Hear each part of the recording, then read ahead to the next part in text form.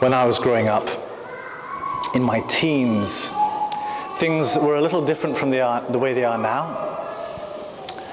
I grew up, my big brother loved heavy metal music.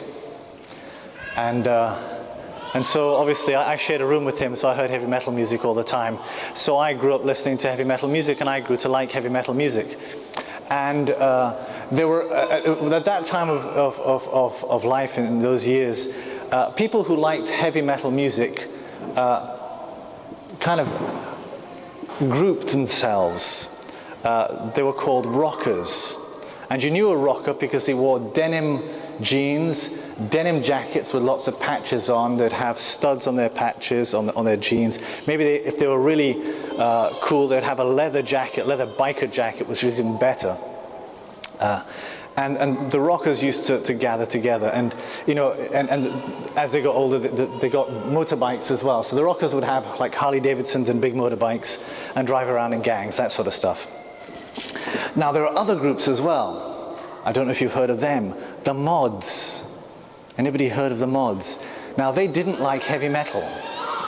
They liked, I think ska was a type of music, and I can't remember what else they called, but they used to wear different clothes so that you'd know that they were not rockers or anything else. And they used to wear kind of browny green Parker jackets and other types of clothes. I'm not sure, I can't remember exactly. I wasn't a mod, so I'm not exactly sure the sort of clothes. But then as they got older as well, they would have their own motorbikes, and they had a particular type of motorbike that they would ride. It was called a Vespa. Am I really showing my age? Nobody else remembers this? No? Okay. Well, this is okay. And what used to happen is the mods and the rockers did not get along. They were different. A mod wouldn't be seen with a rocker, and a rocker wouldn't be seen with a mod. But when they did meet, and they often met at the beach boulevard, okay, when they did meet, it was usually to fight. They would get together and they'd have big fights at the beach boulevard. This is like the 80s, okay, that sort of time. And then over time, another group appeared. It wasn't about music with them. They were about football, and they were called the casuals. And the casuals wore a different type of clothing again. They actually looked very smart. They wore kind of nice, what did they wear? Polo neck, polo neck shirts, Burberry clothes, caps. You know, they were kind of smart. And they looked like really decent folk on the outside. But they would also join in the fights, and they were quite a violent bunch as well. And they didn't like the rockers, and they didn't like the casuals, and they didn't like the mods. And the mods didn't like the rockers, and they didn't like the casuals. And the rockers didn't like the casuals or the mods. So there was lots of fighting. Thankfully, you hardly see that. Oh, there's also the goths. You know about the goths?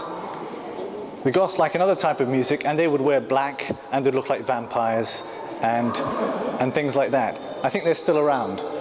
But anyway, they were also involved. They were a very peaceful bunch. They didn't fight with anybody. They just got beaten up, which is sad. But they were nice people. I had good friends who were goths as well. Anyway, why am I bringing all that up? Because it's interesting how we tend to gather with people who have the same things in common with us, who perhaps think the same way we do, have similar interests, have similar values, you know, that sort of way. And when the people who don't, who have very different values, very different ways of thinking, we tend to avoid them. Being around them isn't so comfortable. It's a bit difficult. Yes? So, that's a reality. And so we're not attracted to those things which are very different from us. And in the first reading, we hear something that's not the first reading, the second reading, that's very different from us. We hear St. Paul talking about the presence of God coming. He says, what we're coming to is nothing known by the senses. And he's speaking about, you know, when he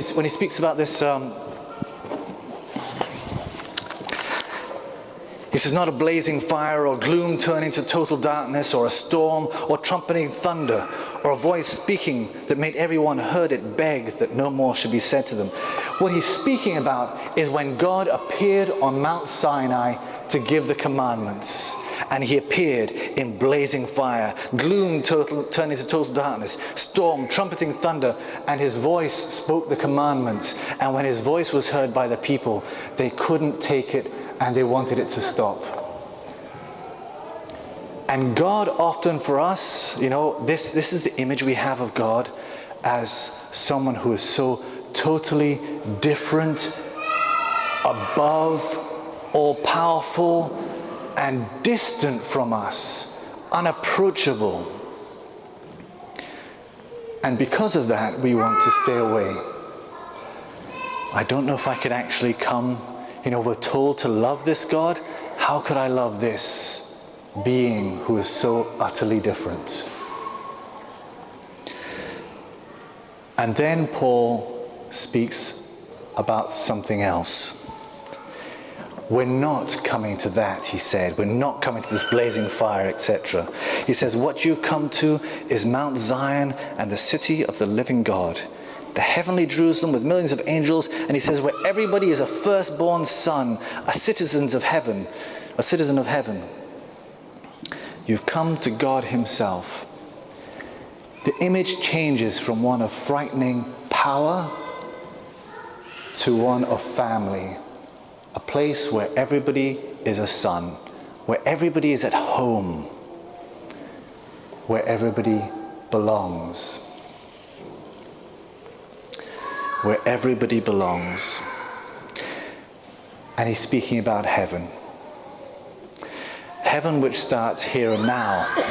Heaven which starts today in this place now. Where everybody is a firstborn son, where everybody belongs. That's what we should experience when we're here.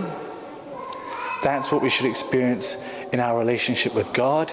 And this is the experience that should continue till after we're dead, which will be perfected in heaven. Have you heard the expression, show me your friend? No, what is it? In Spanish, they're telling me it's, show me who you walk with and I'll tell you who you are. Is that an English expression? Show me your friends and I'll tell you who you are. Okay, so if I'm walking about as a rocker, dressed as a rocker, and my friends are all rockers, then I'm a rocker, and the likelihood is I'm going out beating some mods up on a Saturday night. Okay? Show me who your friends are and I'll tell you who you are. And that's important. Why is it important? Because the question is, who are we? Who are we? Who are we? Who are you? Who are your friends? And is your friend God? Is your friend Jesus? The way we act should show that, the way our actions, the way we behave. Jesus is God, this all-powerful God who made himself known on Mount Sinai and seemed to be so distant. And yet, this all-powerful God became a human being, became a baby. We're hearing babies, we're looking at babies there. This all-powerful God became a little child, a human being, powerless, a nothing. He humbled himself for our sake.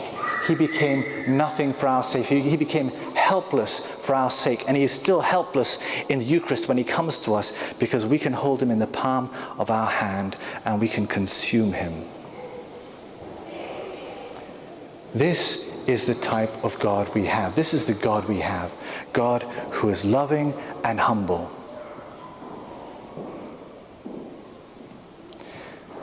Show me your friends and I'll show you who you are. If God is our friend, then that love and that humility which God has will be reflected in our lives. Others will see that. When you go to nightclubs sometimes and there's huge queues, and they're waiting for people to come in. What happened? When you go, yeah, you still go. I'm sure you're still going. Yes. They're laughing because obviously they go, okay. When some people go to nightclubs and there's huge clues, I've seen it on TV.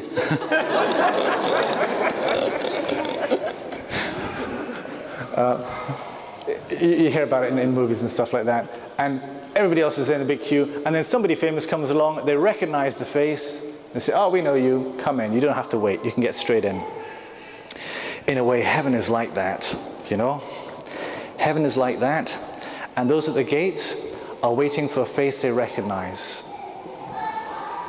The face that they recognize is Jesus. It's his face. It's him. If we are friends with Jesus here on earth, we become like Jesus here on earth. People start to see Jesus in us here on earth, so that when we get to heaven, they see Jesus coming, and the doors are ready and open for us.